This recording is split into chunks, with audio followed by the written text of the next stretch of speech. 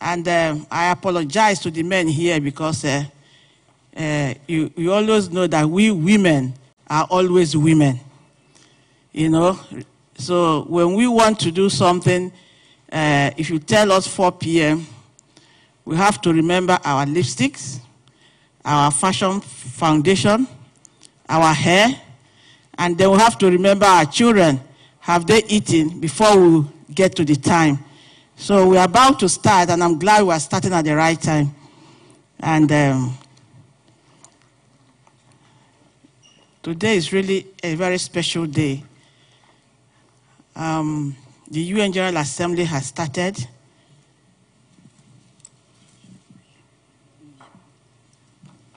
It has started, and today again is the World Day for Peace, an International Day for Peace. We chose this day to hold our First Ladies High-Level Forum because of the peculiarity of the United Nations agenda with respect to women and peace. The UN has done a lot to protect women, security, peace and security for women. And a few years back, they even adopted the UN Security Council 1325, even before the SDG 16, which is purely for peace and justice. So I was thinking that the women here will clap when I had the UN Security Council 1325. You know, it was adopted at United Nations in protection for women and children. In 1996, a declaration was passed at the First Ladies Summit in Geneva. And now we are working towards to get it out, that declaration that has to do with peace and women. So I think we should stand up for United Nations because they have been doing a lot to protect the interests of women and children. Can we just stand up and clap for United Nations? In solidarity for today, which is the International Day for Peace. Thank you so much. Please be seated.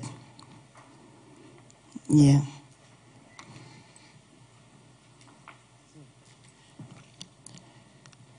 Please be seated. Thank you.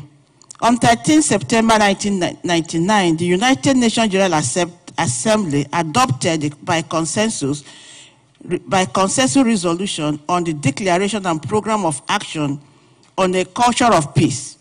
Among other things, this resolution provided driving force for the implementation of the United Nations declared International Decade for Culture of Peace and Non-Violence for Children of the World. Asserting and reaffirming the commitment of the totality of the United Nations membership to building a culture of peace, the General Assembly have been adopting resolutions on the subject ever since 1997. Following to this, the United Nations General Assembly declared in a resolution sponsored by the United Kingdom and Costa Rica the International Day of Peace, to be devoted to commemorating and strengthening the ideals of peace. The date initially chosen was the regular opening day of the annual sessions of the General Assembly, the 3rd Tuesday of September. To further this also, the United Nations Assembly 73 section will adopt a declaration to mark the 100 years of Nelson Mandela on Nelson Mandela Peace Summit on September 24, 2018.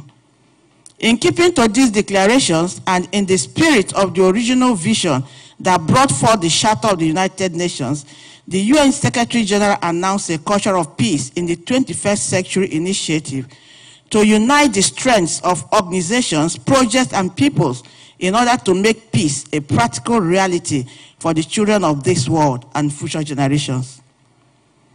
Picking on this declaration, the members of Africana Women Working Group and Miss CARICOM International Foundation and the Palava Hut enacted action to address peace with the support of the Office of First Ladies of UN Member States, peace advocates and celebrities through the Danny Glover Power of Dreams and the UN Federation of UNESCO Clubs and Associations on the following initiatives: Culture of Peace, Hug for Peace, 1,000 Women in Religion for Global Peace, Peace for Women Agenda.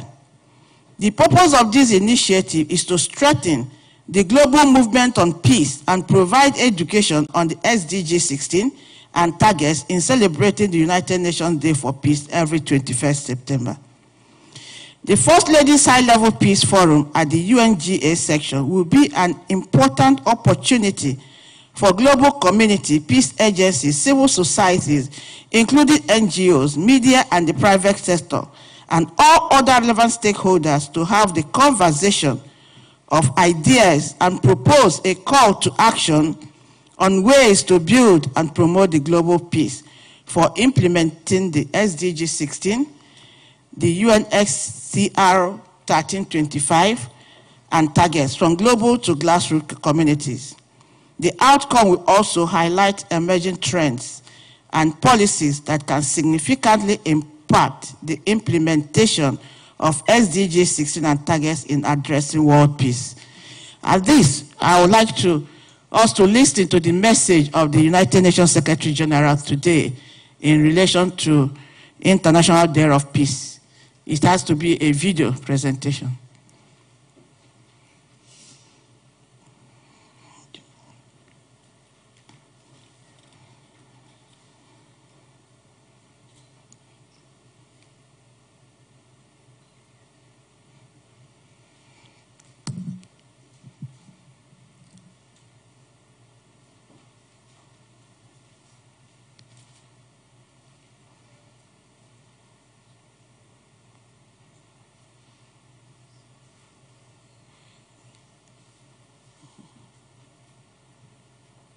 Rights for all in the name of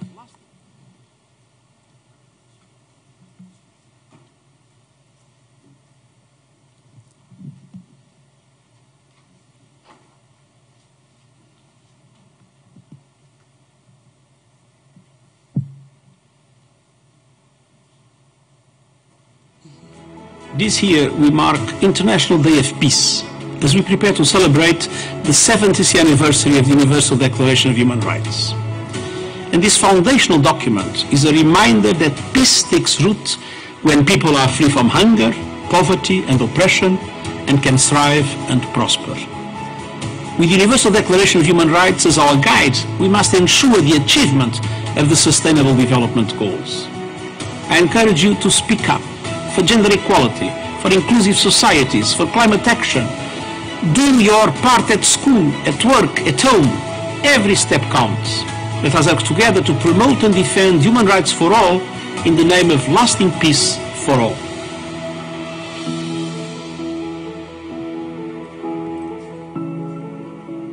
Thank you.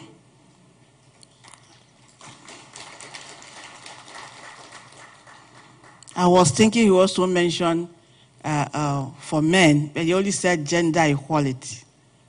So you acknowledge that peace is very vital for us women in this agenda. So by this, I'll call Dr. Monica Sanchez to come and give a welcome address. Thank you.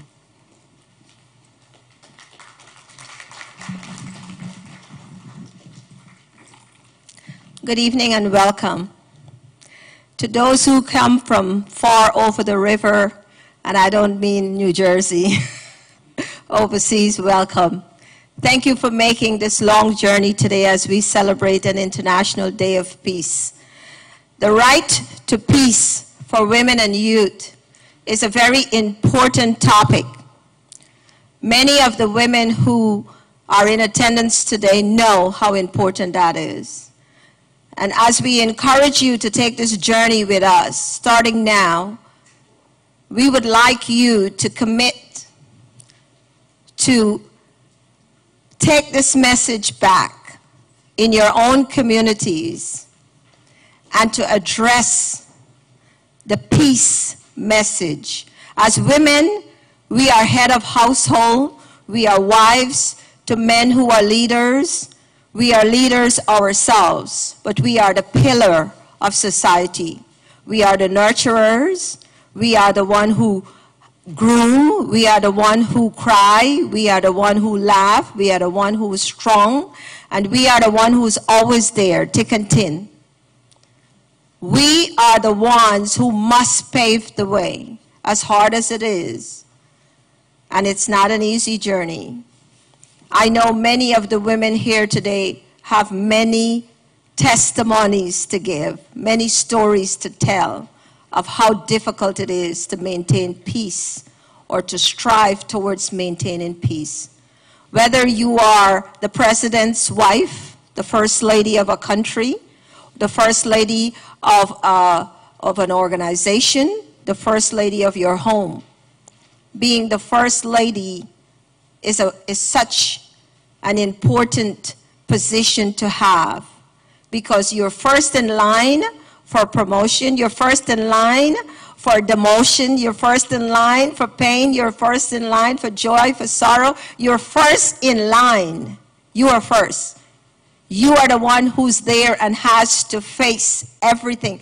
Even if you're in a household or you're in a professional office, or you're just someone who is a leader in a small organization, we are the ones that everyone turns to. It is up to us to lead. It is up to us to take that responsibility of peace and peacemaker, because it's not an easy job. Today, I'd like to welcome you. I'd like to take my hats off to my friend and colleague, Dr. Ada, who has committed herself to this journey.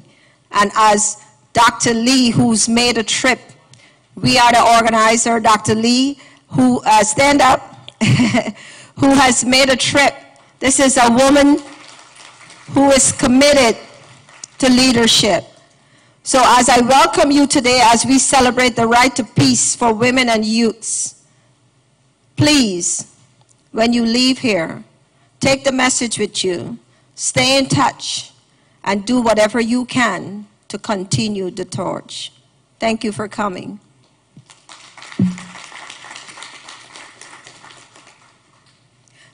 I would like to introduce Danny Glover's message. I had an opportunity to speak to him, and I just want to say it's a very raw message. This is a man who is committed to peace. He's one of the hardest working humanitarian that I know. Many of us know and love him, and he wears many hats. And he asked me to apologize for not being here today, but I had an opportunity to speak with him and talk with him about this event. And this is the message that he sent to everyone here. He asked me to say, to wish you well and to congratulate all those who are receiving award, and to say thank you to all those that travel from far to be here today. So this is his message. Thank you. Danny Glover. We're here celebrating the right to peace on the 21st of September, the Day of Peace by the UN. Today we like to ask you, what is your overall assessment on world peace as we celebrate this period today? It's a difficult time for the world itself. Not simply citizens of the United States, but citizens of the world. And it's time that I think it's important that we become a citizen of the world. With ongoing conflicts, as we know, and destabilization in places like Syria, and also in Afghanistan, to some degree Iraq, all over the place, Libya. And not to say in sub-Saharan Africa, where we have conflicts. We just had the end of conflict in a peace agreement between Ethiopia and Eritrea. So that's a step in the right direction. But we need to talk about peace, the absence of conflict.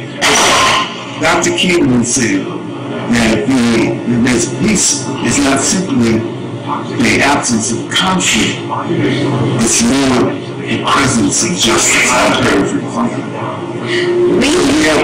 we have difficult challenges around us, you know.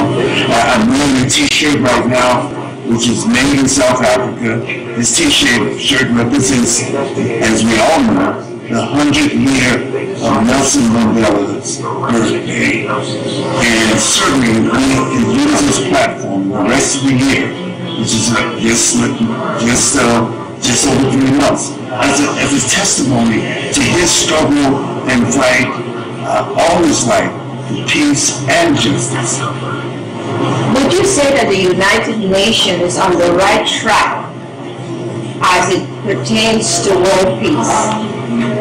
I think the United States, because it brings together all 185 countries, whatever the number is, the United Nations is in the perfect place. The United Nations always stood for peace, even in the absence of the resources necessary to maintain ceasefires, the resources necessary for there to be a period of calm, etc., to make the effort itself to do the work itself.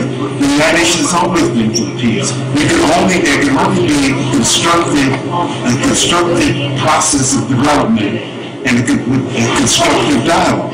And if you don't have a constructive dialogue, then you certainly don't have this constructive process of development. The world is in a difficult situation, as we are with all the issues that we have to struggle with. We're struggling with poverty, hunger, health. We're struggling with the possibilities, the real possibility of global warming and climate change, which creates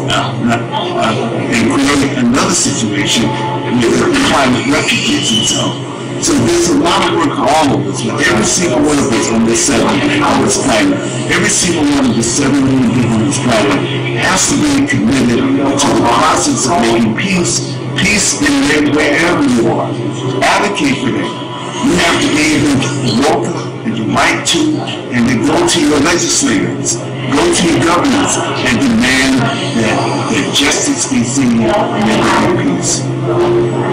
As Miss CARICOM International celebrate the right to peace here today with women from the world, what would be your message to these women that are here today? I know that you won't be able to attend our event because of commitment, but what would be your message to these women that are here today in the role of peace? This is the moment for women. Certainly as we see women taking on leadership, in governance, taking on the role in civil society. This is a very important moment for them because it is their children, their sons, their daughters, who are the ones most affected by conflict. It's women and children who are most affected by conflict. Their voices, it's always been there. They've always been on the path toward peace, in a sense, because they understand the relationship between peace and development. They understand the relationship between peace and community. They understand the relationship between peace and family, and the raising and the maturing of their own children. It is our responsibility. It is their responsibility to have their voice heard, just as women marched after the election here in the United States and around the world against the election, against the inauguration of the past president, our president, President Donald Trump. The voice has to be clear, it has to resonate, and they have to be active citizens. It is their turn. It is their place in the world right now. Mr. Glover, we appreciate you so much. And one last message, as we are here, and it's on your footstep and the footstep of Nelson Mandela, that we are celebrating a day of peace. So what would be your end message to us here today? You know, this CARICOM Foundation has tried to create peace through education and culture. What would be the message you would leave with us today? That we continue to work, we'll be more vigilant in our work, and as we become more vigilant in our work, particularly women, but all of us, every human being on this planet, as we become more vigilant in our work, we strive and find the solutions necessary.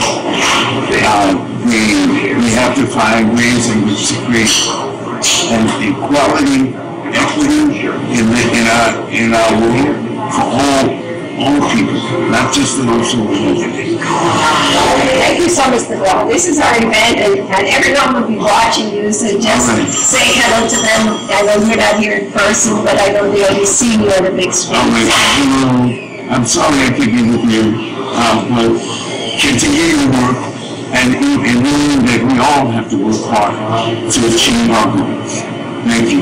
Thank you so much, Mr. Glover.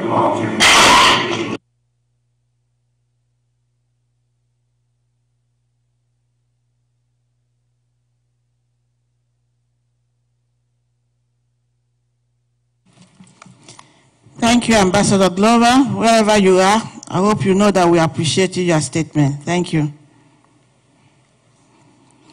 Yeah, I want to invite our special guest speaker tonight, who is already very much in a hurry, and I just want to let you know a brief about him. Ambassador Chaudhry was appointed in March 2002 by the Secretary General of the United Nations as the Under-Secretary General and High Representative of the least developed countries, landlocked developing countries, and small island developing countries. In December 2003, Chaudhry was designated as the Secretary General of the International Meeting for the 10-year review of the Barbados Programme of Action for the Sustainable Development of the Small Island Developing States, held in Mauritius from 10 to January 2005. Chaudhry was also designated the Secretary General of the International Ministerial Conference of the Landlocked and Transit Developing Countries and the Donor Community on Transit Transport Cooperation, held in Kazakhstan in August 2003. Before his appointment, Chaudhry completed his assignment as the permanent representative of Bangladesh to the United Nations in New York. He also served as Bangladesh ambassador to Chile, Nicaragua, Peru, and Venezuela, as well as Bangladesh High Commissioner to the Bahamas and Guyana. During his tenure as permanent representative, Chaudhry served as the President of the Security Council, President of the United Nations Children UNICEF Executive Board, and Vice President of the Economic and Social Council of the United Nations in 1997 and 1998. He had served for more than 10 years as the coordinator of the least developed countries in New York City.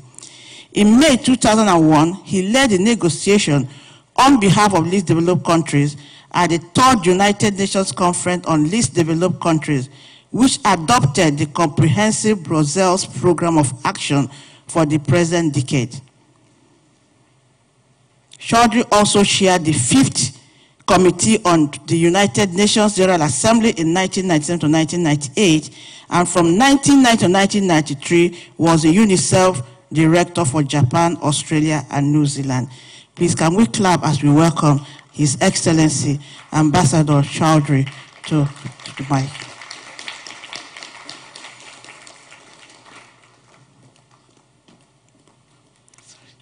Can we have the light, please, now, please?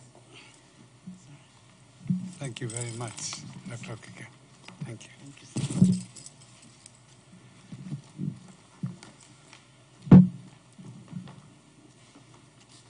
Well, let me begin by wishing all of you a happy International Day of Peace. I think this is a wonderful occasion to talk about women's equality and empowerment, which I am going to do. Later this evening, I am going to speak at an event also celebrating the International Day of Peace at the Cathedral of St. John the Divine.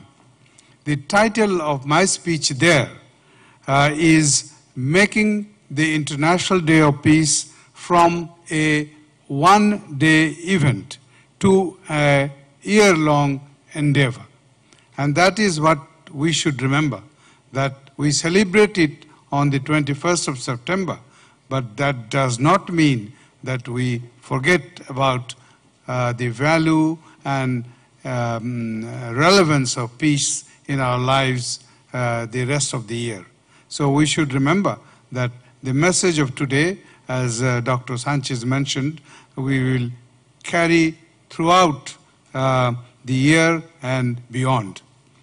I thank Dr. Okika for very kindly inviting me to speak here, and I am sorry to say that I am a little bit hard-pressed for time for the other event, so if you pardon me, I will go straight to my presentation. Peace is integral to human existence in everything we do, in everything we say, and in every thought we have. There is a place for peace. We should not isolate peace as something separate, and that is what Danny Glover said, quoting Dr. King. It is important to realize that the absence of peace takes away the opportunities that we need to better ourselves, to prepare ourselves, to empower ourselves, to face the challenges of our lives, individually and collectively. Our one soul-stirring inspiration that I have experienced and internalized from my work of 4 decades in the area of multilateral cooperation is women's equality. And we should never forget that when women, half of the world's 7+ billion people, are marginalized, there is no chance for our world to get sustainable peace in the real sense. It is my strong belief that unless women are engaged in advancing the culture of peace at equal levels at all times with men, sustainable peace would continue to elude us. In peace negotiations, women are evidently perceived as bridge builders between parties in conflict. They often appear as mediators by not acting hierarchically, but inclusively. I believe that in building peace, gender equality play a more important role than democracy or economic growth. My work has taken me to the farthest corners of the world, and I have seen time and again the centrality of women's equality in our lives. This realization has now become more pertinent in the midst of the ever-increasing militarism and militarization that is destroying both our planet and our peoples. Women bring a new breadth, quality, and balance of vision to our common effort to move away from the cult of war towards the culture of peace. Women's equality makes our planet safe and secure. For a long time, there has been an impression of women as the helpless victims of wars and conflicts. The role of women in fostering peace in their communities and beyond has often been overlooked. Two most significant developments since 1995 Fourth World Conference on Women under the United Nations umbrella in Beijing, China, have been the adoption of the UN Security Council's history-making Resolution 1325 on women and peace and security, an agreement on the inclusion of an autonomous, self-sustaining goal for women's equality and empowerment in the Sustainable Development Goals, that is the Goal 5 on women and girls. And Dr. Okika, in her introduction, mentioned about that. The core message of 1325 is my humble contribution to a better world for each one of us. To trace back, thank you, to trace back 18 years ago on the International Women's Day in 2000 as the President of the Security Council, following extensive stonewalling and intense resistance from the permanent members, I was able to issue, on behalf of the 15 members of the Security Council, an agreed statement that formally brought to global attention the role and contribution women have been making towards the prevention of conflict and building of peace. That had remained unrecognized, underutilized, and undervalued by the Security Council since its very existence. The Council recognized in that statement that the peace is inextricably linked with equality between women and men, and affirmed the value of full and equal participation of women at all decision-making levels. That is when the seed for the Resolution 1325 was sown. Following this conceptual and political breakthrough, the formal resolution was adopted on 31st of October of the same year after 7 months of difficult negotiations. Adoption of 1325 opened a much-awaited door of opportunity for women who have shown time and again that they bring a qualitative improvement in structuring peace and in post-conflict architecture. When women participate in peace negotiations and in creating of a peace agreement, they have the broader and longer-term interest of society in mind. At the same time, I would very emphatically assert that women have always been contributing in a substantive way to secure peace, harmony, and reconciliation even before 1325. What the resolution did was to recognize finally and appropriately that important role by the UN Security Council. I recall proudly that in choosing the 3 women laureates for the 2011 Nobel Peace Prize, the citation referred to 1325 saying that, and I quote, "It underlined the need for women to become participants on an equal footing with men in peace processes and in peace work in general," end of quote.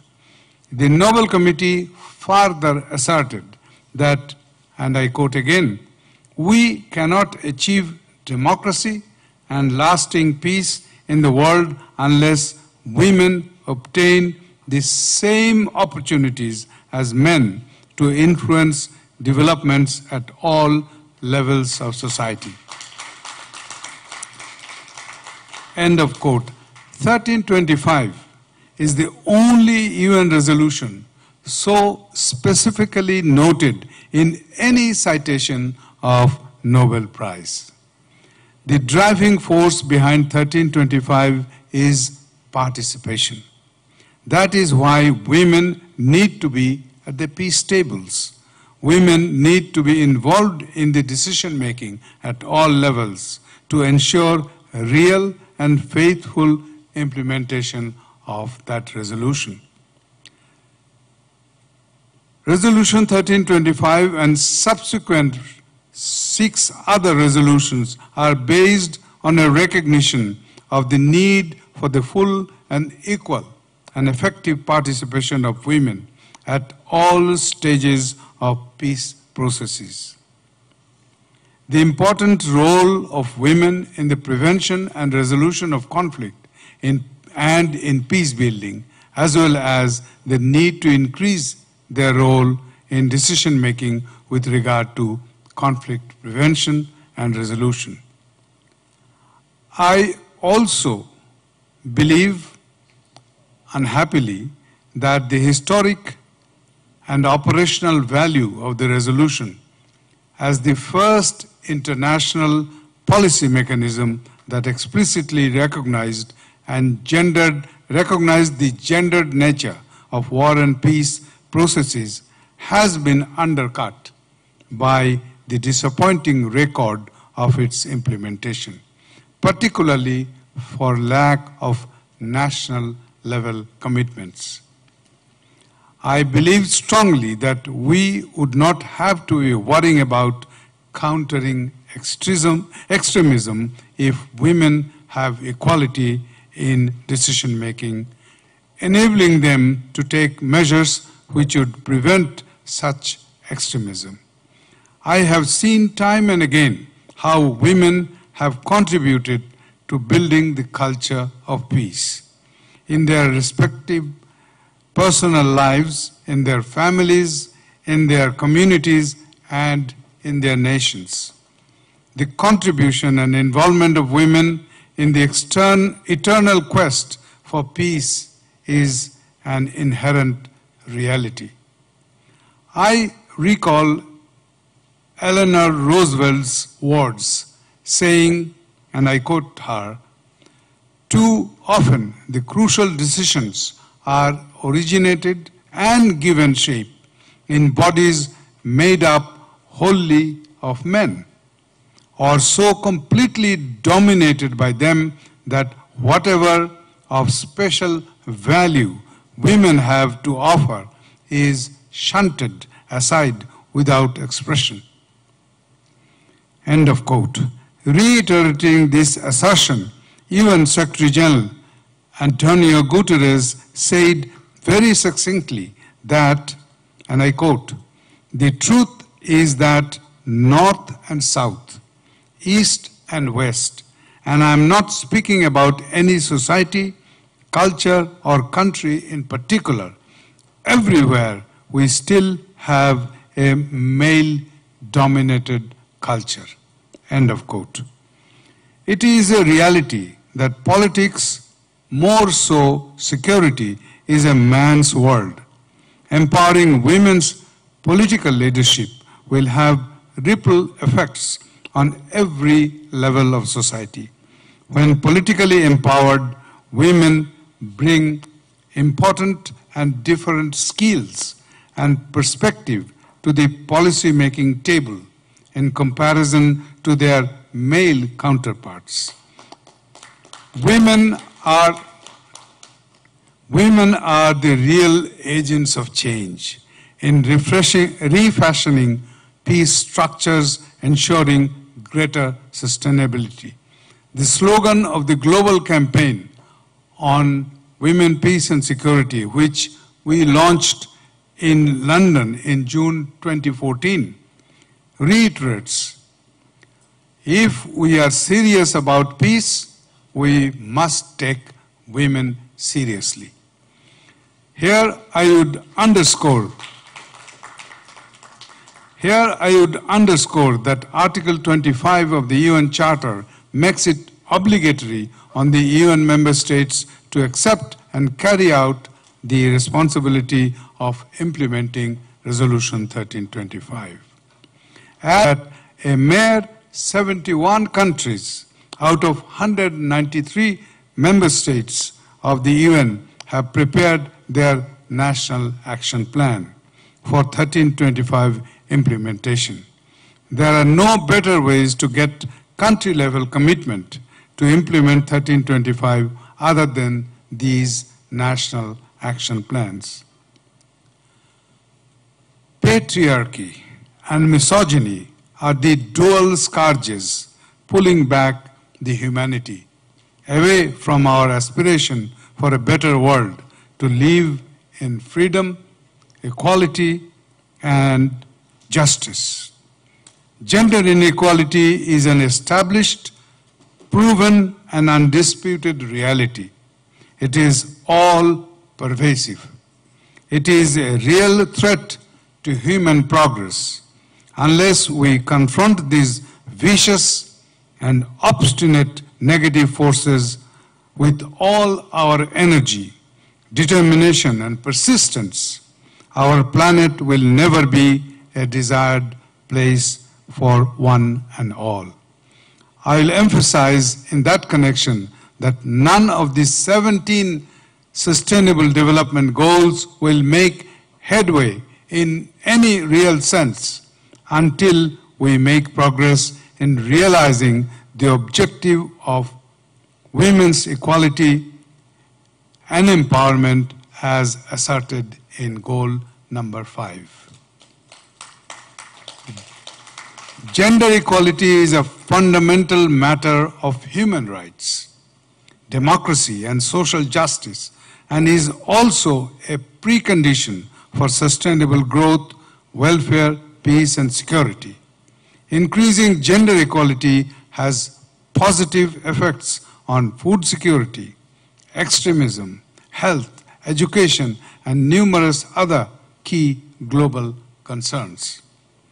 We are experiencing around the world an organized and determined rollback of the gains made as well as new attacks on women's equality. That global reality is dramatically evidenced in the fact that UN itself, despite being the biggest champion of women's equality, has failed to elect a woman Secretary General in 2016 to reverse the historical injustice of having the post occupied by men for its more than 7 decades of existence. Globally, only 1 in 5 parliamentarians is a woman, and there are nearly 40 countries in which women account for less than 10% of the parliamentarians.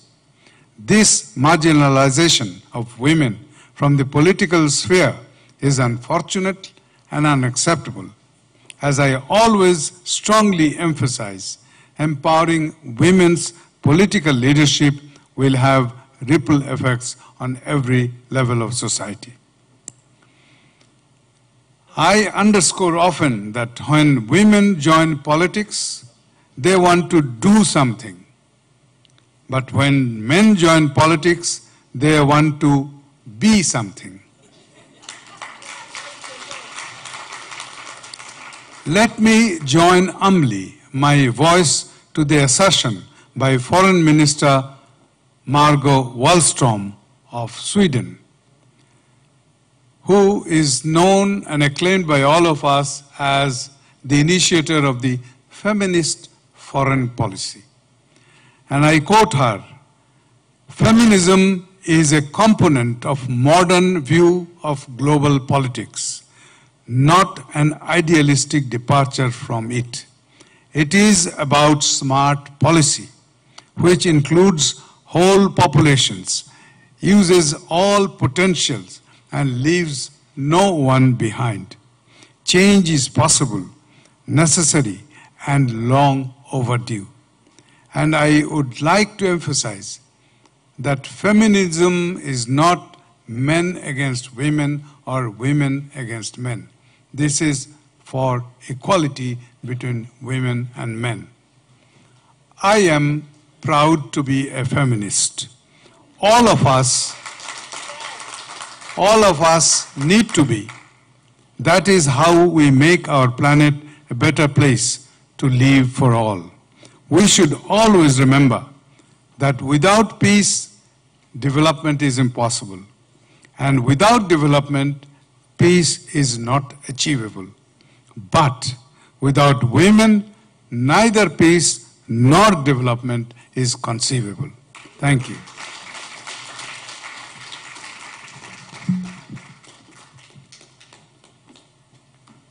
Thank you. Excellency, thank you for that wonderful speech. But before you sit down, please, I wouldn't want you to sit down, Your Excellency. Today is a peace day. I would like you to ring the peace bell for world women. Dr. Lee? Please, yes. There should be.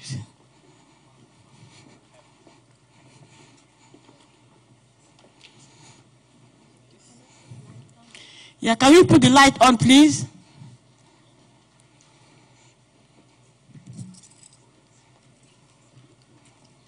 Yes. I think women should stand as Ambassador hits the bell for world peace for women.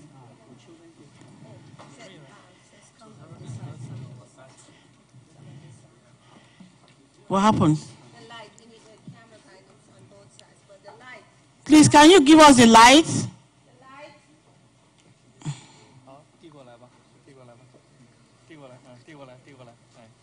Okay.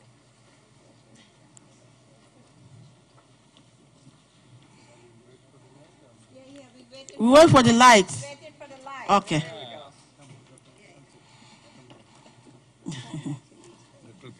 Okay.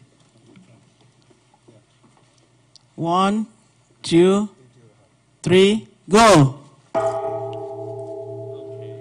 Can you clap your hands, please? Again. 1, 2, 3, go.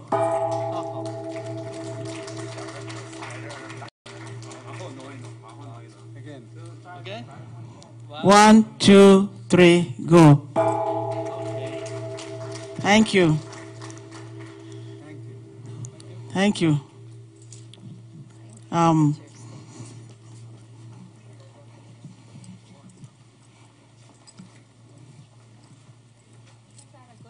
Yeah.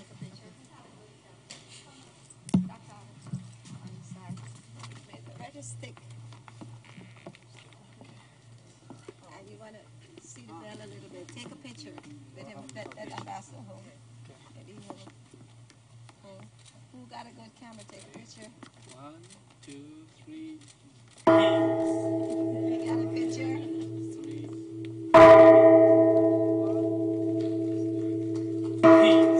Woman in shoes. Thank you. Thank you. Did you take a picture? Yes. Thank you so much, Ambassador. Also, You go.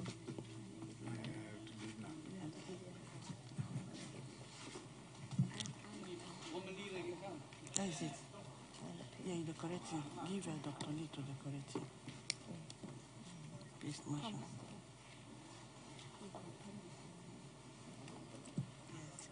Your Excellency, you have been a supporter of women and peace. And we weren't there when you moved to 1325. But that has been a struggle for world women when we talk about role of women in politics, decision making, peace building, and all the rest. And I know that strengthened the former Secretary General to give more women appointments at the UN. So we thank you for that. And we want to acknowledge you as the distinguished Peace Marshal for women. So, Doctor, please decorate Doctor for us.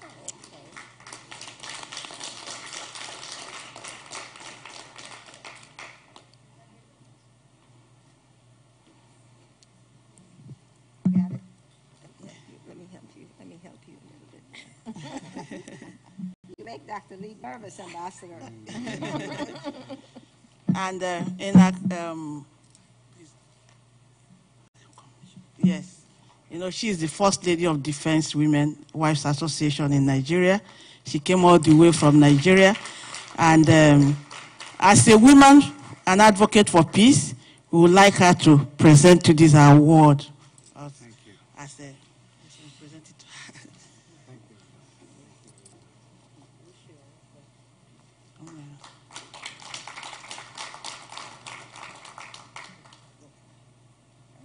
Thank you very much.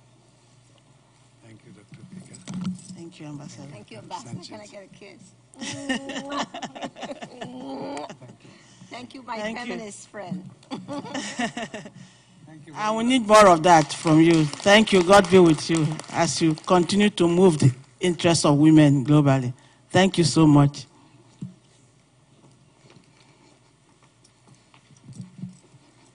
Yeah. Okay. can put back the light the way it's needed, because I know the camera people will want a little bit dark room to help with their video coverage. So can we reduce the light again? Yes, the light.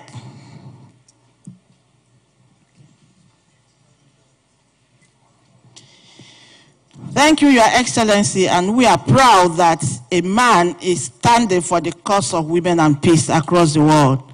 And I also understand that women will continue to appreciate your work on our behalf. Thank you so much.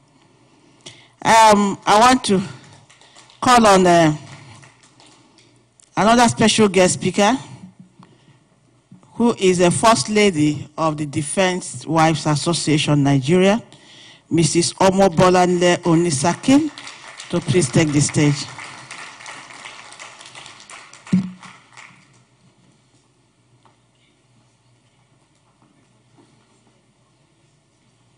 Please, can you take them picture?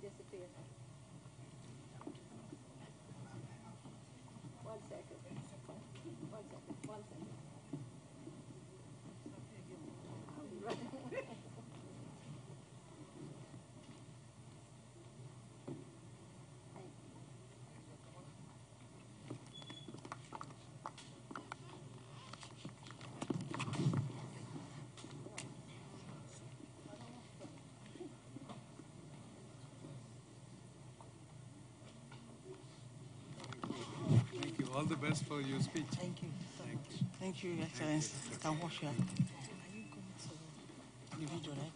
No, what I'm saying, the two sisters, are they going to talk? No, don't worry. Don't worry. Don't worry. If not, I want to mention that they... I'll call this one in one place. Okay. Thank you. You want the video first or after? Whichever way. Is it Grassroots development through the Sustainable Development Goals, that's the SDGs, in 2015 is indeed commendable. It therefore calls for the involvement of not only national governments and regional bodies, but non-governmental organizations, civil society organizations, and women groups, to mention but a few, to actively support the efforts of the rural people to embrace those values and capabilities that will support the achievement of the SDG 16 targets within the time frame of 2013. It is on this strength that the initiative of the Africana Women Working Group is most relevant and appreciated. The efforts of the Africana Women Working Group on focusing on the SDG 16, which is peace, justice, and strong institutions, is therefore timely. It is indeed noteworthy that the government of Nigeria, under the leadership of President Muhammadu Buhari, has made concerted efforts to reduce the impact of the violent conflicts on innocent women, youths, and children through some policy and programs within the framework of SDG 16. It is indeed that dogged and patriotic efforts of our armed forces and security agencies that the situation has been brought to a commendable level. While these men and women in arms are deployed to the conflict zones, what happens to members of their families? Who give support to spouses left behind in barracks, while the men and women fight the insurgents and militants in the theaters of conflict. This seeming void is what the Nigerian Defense and Police Officers' Wives Association, which I represent today, tends to fill.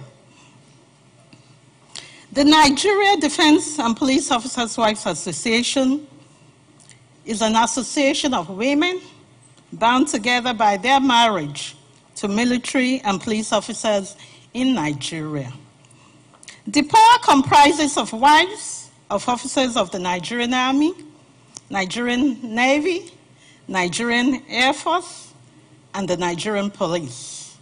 I have two of my sisters here, the wife of the Chief of Naval Staff and the wife of the Chief of Army Staff.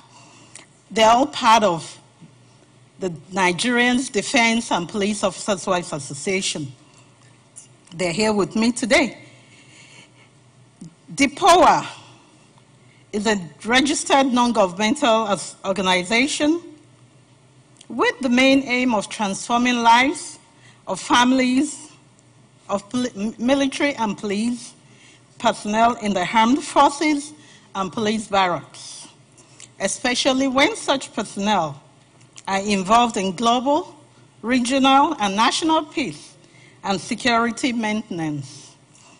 The origin of DIPOA can be traced to the period after the Nigerian Civil War in 1970, when the need for welfare and humanitarian responses were on the increase, both for the wounded soldiers in the hospitals and their families.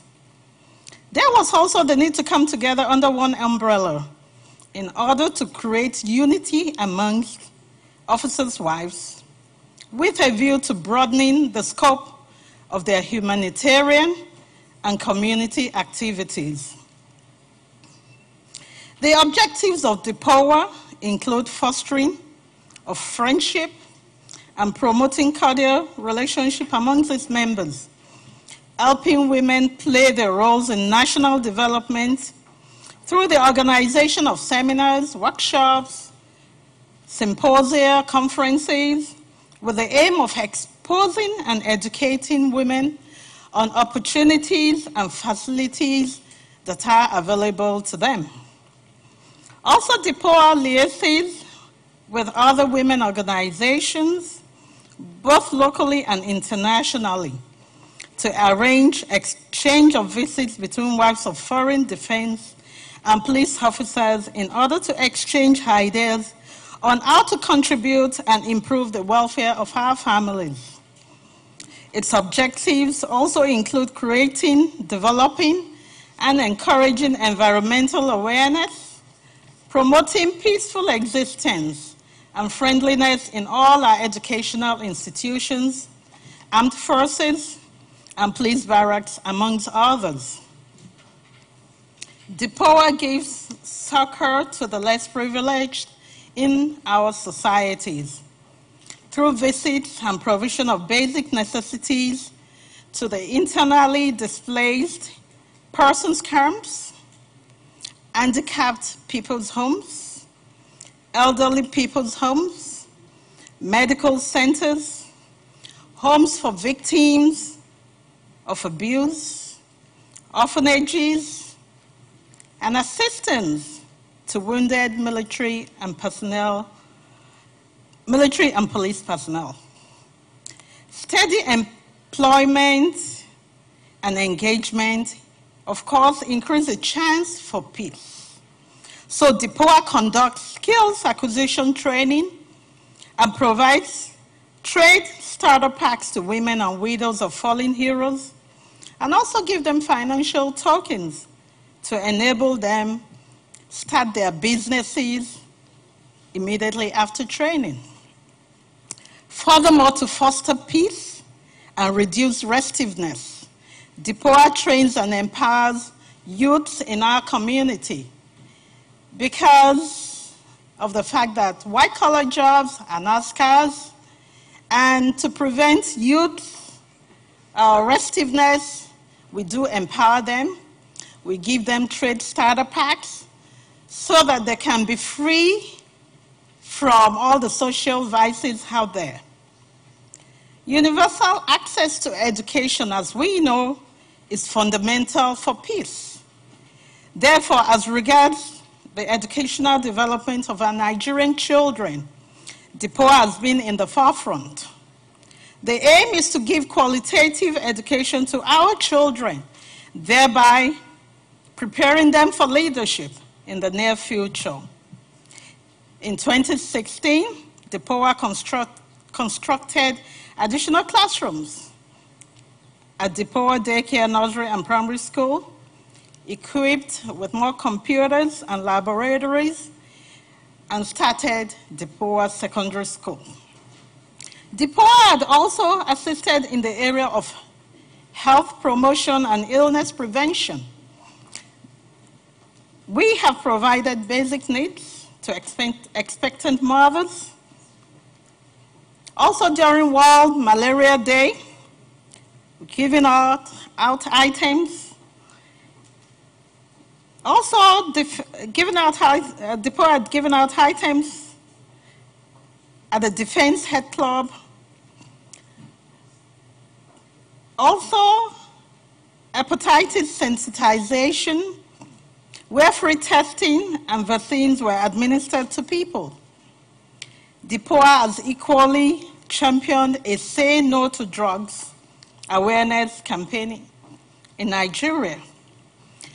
People, especially youths, were educated on the dangers of abusing drugs. They were advised to indulge in productive ventures like sports, with the view to promote a crime-free and peaceful society. They need to provide care and attention to the families of our servicemen and women, while their spouses are engaged in conflict resolution efforts, has become an added responsibility of DIPOA. In August 2018, the association held a two-day national conference with the theme, The Role of Defense and Police Officers' Wives in National Defense, Peace and Security in Nigeria, Issues, Challenges, and the Way Forward. The aim is to advocate for military families to be included in international process policy so as to enhance and enrich military family lifestyles. Finally, this event is very significant for me because the concerns are rooted in the objectives of DIPOA, both in the barracks, communities, and beyond. I wish to use this opportunity to reiterate that I am happy to be a witness here tonight. Let us all together stand for peace and human rights to make the world a better place. Let us equally stand for the promotion of global peace through women-inclusive development processes, education, and empowerment. Thank you very much, and God bless us all.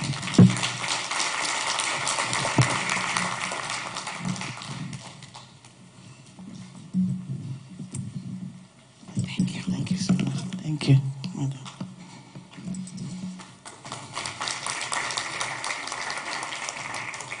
Can we have the video now? Yes.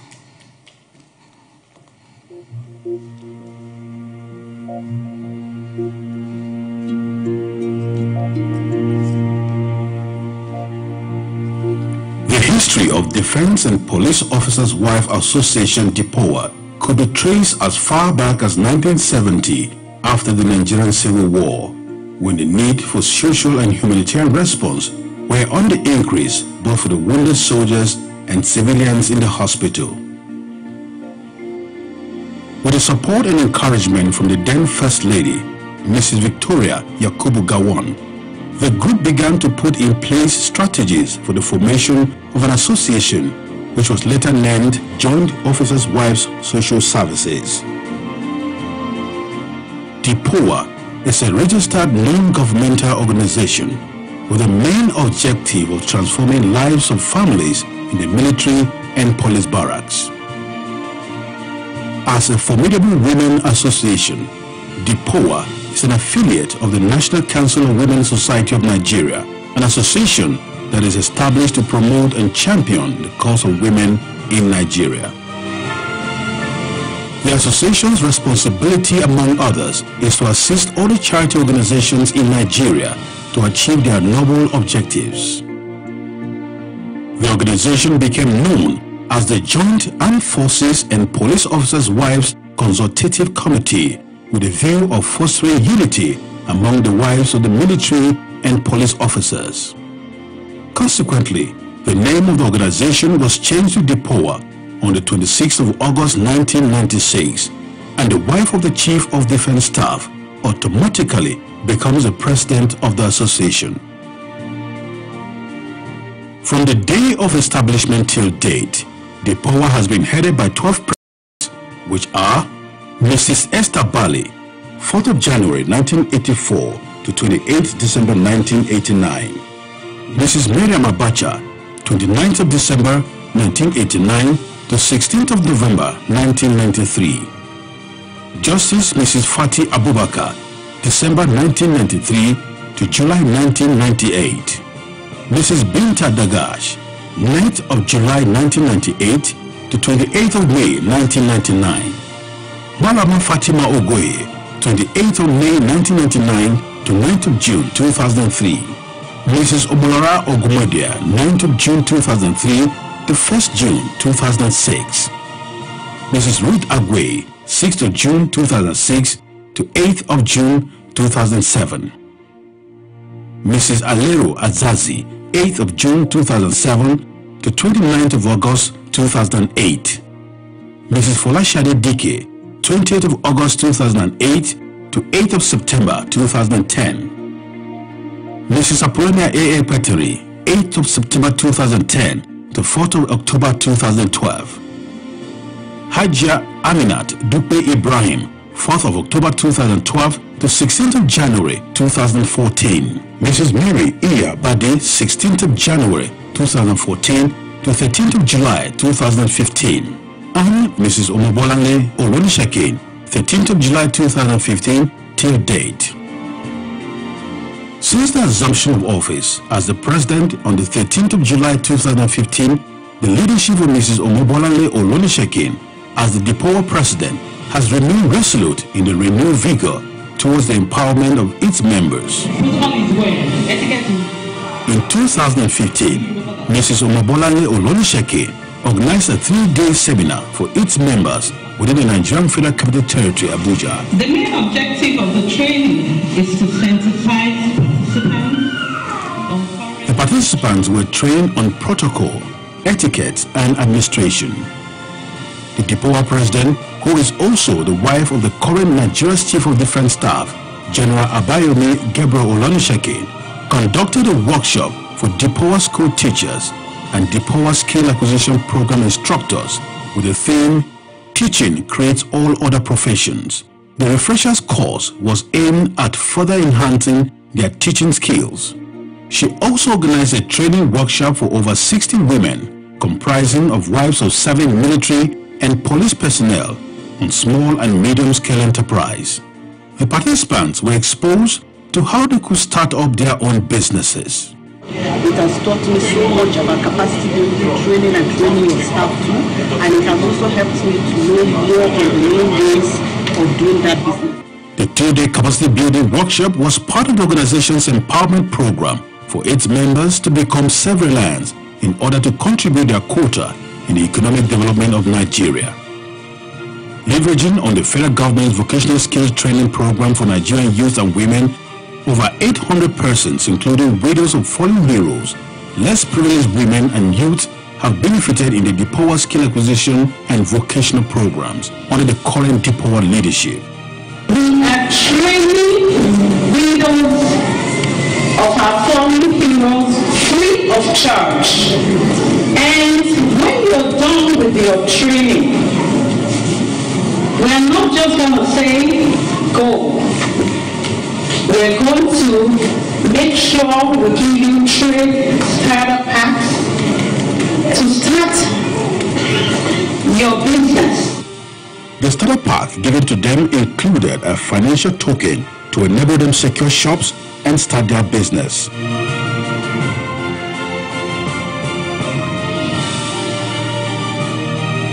The skill acquisition and vocational program is conducted at the DIPOA Skill Acquisition Center in Abuja.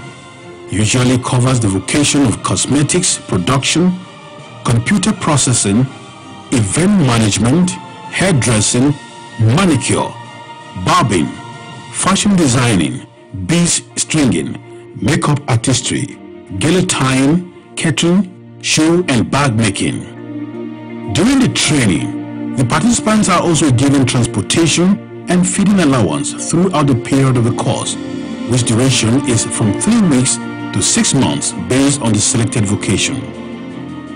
We are all committed to providing necessary support to our teeming population, especially the less privileged in our society.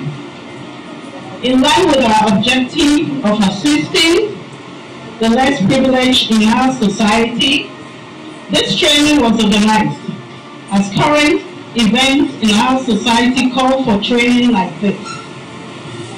It is pertinent to stress that skill acquisition is presently the order of the day, as white-collar jobs are very scarce. I wish to urge all the participants to take the training serious, as knowledge gained will go a long way in helping you and your families. It will also take you out of the labor market. Worthy of note was that DIPOA replicated its skill acquisition program in Ekiti State, southwest Nigeria. At the training center, over 200 women and youths were not only trained in vocational skills, but equally provided with starter packs. It is clear that DIPOA is contributing to economic and national development of Nigeria, as many women and youth have become self-employed and employers of labor. DIPOA has done so many social intervention and humanitarian services under the able leadership of Mrs. Omobolanle Olonishake, and these include donation of items to all IDP camps in Maiduguri, Borno State in the northeast region of Nigeria. The items include mattresses, cartons of noodles, vegetable oil, toiletries, thousands of mats, bags of sugar, plastic buckets and kettle, to mention but a few. DIPOA also visited Defense Medical Center and donated items such as bags of rice, beans, flour, tin milk, among other items. Other visits include the wounded soldiers in Maiduguri and the 44 Nigerian Army Reference Hospital in Kaduna State, as well as a visit to widows in Maiduguri and the internally displaced persons camp in Maiduguri. DIPOA has equally visited the orphanage home at Giri. Other humanitarian gestures embarked upon by DIPOA is the donation of medication and food items to the elderly people's home in Abuja. After the visit to the old people's home, the DIPOA president saw the need to renovate their accommodation to a more befitting standard of living. The association also visited the Daughters of Abraham Foundation Center, where victims of human abuses and other social vices are being transformed, rehabilitated and empowered economically. The visit by DIPOA to these centers is in line with one of its mandate of giving succor to the less privileged in the society, as these young people offer the opportunity to shape their lives. In the educational development of Nigerian children, DIPOA has been in the forefront. In 2016, DIPOA constructed a one-story building which is housing additional classrooms at DIPOA Daycare, Nursery and Primary School in Mogadishu Cantonment, Asoko, Abuja. This block of classrooms was commissioned by the wife of the Vice President of Nigeria, Mrs. Dolapo Osebanjo. Also, DIPOA equipped the school with modern computers to ease learning process.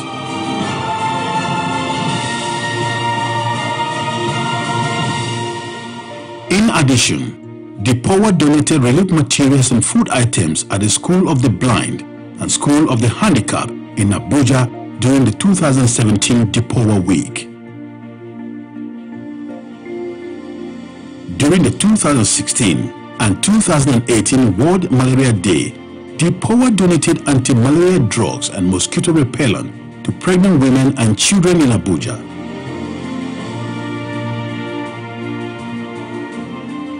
DPOA also held hepatitis sensitization lecture for residents of Mogadishu Cantonment and its environs, during which free tests and vaccines were given free to participants. DPOA has equally championed Say No to Drugs awareness campaign in Abuja. During the sensitization drive, barracks youths are educated on the dangers of drugs on their mental and social well-being.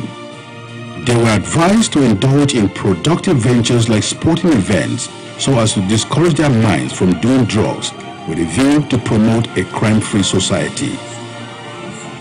Earlier this year, DPOA also donated food items and other relief materials during the association's visit to Home of the Disabled in Ibadan, southwest Nigeria.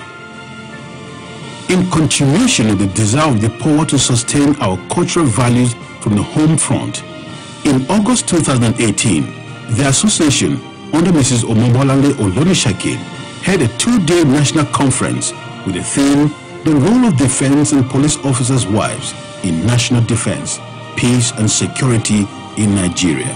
Issues, Challenges, and Way Forward. The DPOA social intervention and humanitarian programs, including the skill acquisition program under Mrs. Omobolale Olonishakin, has been complementing welfare programs of the Nigerian military and police across the barracks and beyond. In recognition of the hallmark achievements in the economic empowerment of women and youth, as well as other social intervention and humanitarian services recorded by DPOA in recent years, during the 2018 Ibadan Cultural Festival, the DPOA president, Mrs. Omobolale Olonishakin, was conferred with the prestigious award of the most patriotic Ibadan daughter by the Central Council of Ibadan Indigen Club. It is on behalf of the entire people that we gladly present you this award. That you are most deserving of this award as the most patriotic Ibadan Indigen organizations. So far, the notable progress of DPOA under the leadership of Mrs. Omobolale Olonishakin on the humanitarian and various social intervention programs to touch lives and improve the living standards of less privileged Nigerians is no doubt promoting peace and unity in our dear country. One could only pray for the sustenance of this laudable initiative by this noble association. DPOA, unity and dedication.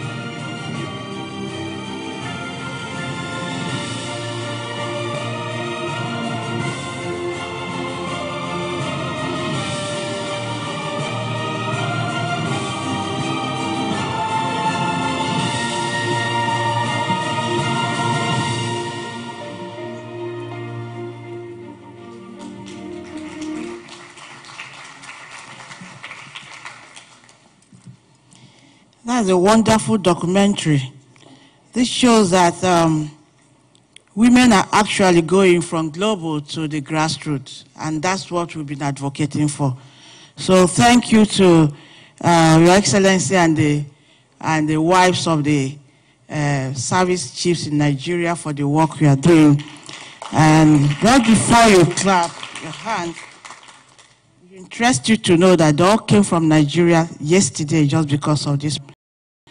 I would like to recognize the wife of the chief of the naval staff, Mrs. Teresa Ibas. Please, can we have light? We need to see her face. Thank you. Ms. Ibas, can you say something? Please, can you come out and say just a minute? Yes. Oh, I'm so sorry. I'm not in the military. So, protocol, I'm so sorry, please. Okay, I take it back. I take it. You see, that's why we are civilians. Pardon us. I want to recognize Mrs. Omar Tuko Brotai. the President, Nigerian Army Officers' Wives Association. Yes, please, I want to give you mic for 1 minute. Thank you. My next word, I'll join the force.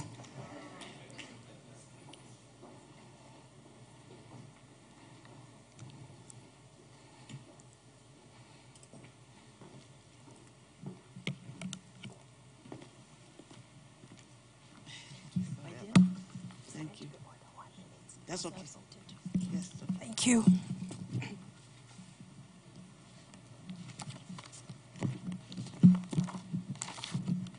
Thank you so much. First of all, I want to congratulate us all for seeing this great day, the World Peace Day. The guest speaker, His Excellency Dr. Lee, distinguished First Ladies here present, very distinguished guests, gentlemen of the press, ladies and gentlemen. I am Mrs. Umma Kalsum Tukur Buratai, the National President, Nigerian Army Officers' Wives Association, NAOA. To brief you on this all-important day, the International Day of Peace, on the activities of the Nigerian Army Officers' Wives Association. First and foremost, the Nigerian Army Officers' Wives Association is a philanthropic, non-governmental, and non-profit making organization established by the Nigerian Army Officers' Wives. The association came in being in 1950 as Army Wives Association, AWA, and later became the Nigerian Army Officers' Wives Association in 1963. The aim of this association is to foster the bond of friendship, promote peace, cordial relationship, and enhancing unity among the Nigerian Army Wives Association, and undertake activities to promote peace in our bid to promote peace to all family, peace to our nations, and peace worldwide. NAOA has since broadened its scope by engaging actively in programs that promote human life to encompass unity and charity as its motto. The association undertakes activities to support quality education, healthcare system, skills acquisition and poverty alleviation programs, human rights, especially women and children rights, also the girl-child education. NAOA also conducts philanthropic and social activities such as visit and donation of food items to the motherless baby homes and handicapped and disabled home, Save Our Souls villages, and visit to areas affected by disaster and insurgency. These activities are categorized into healthcare support program, NAOA educational program, NAOA empowerment, charity and philanthropic activities, and community development programs. NAOA healthcare support. The NAOA healthcare support program is aimed at improving overall healthcare needs of women and children who could not afford basic health services. We have over the years been involved in organizing visits to rural communities to make donations and contributions, distribution of mosquito nets, drugs, toiletries, disinfectants, food items, vaccination, and basic medical equipment to rural wards in hospital, within and around the barracks, by ensuring that the women and children are properly taken care of. We also take within the hospital. We give special support to maternity, that women and children are properly taken care of. In achieving this, we renovate and equip the maternity ward with basic equipment and ensuring sanity environment. NAOA Specialist Hospital. The NAOA Specialist Hospital is the first of its kind in the history of an NGO in Nigeria. The construction of the NAOA Specialist Hospital, a multi-million naira project, started in July 2017, immediately after the foundation laying ceremony. Philanthropists, corporate and donor organizations, and individuals were invited and urged to donate generously for the immediate take-up of the project. Work started in earnest and quality materials were procured and used for the giant project.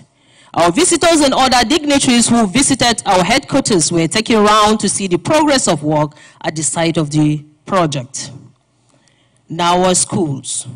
In complementing the Nigerian Army and indeed the federal government policy on providing basic education, NAWA has established schools in almost all the Nigerian Army barracks and neighboring communities.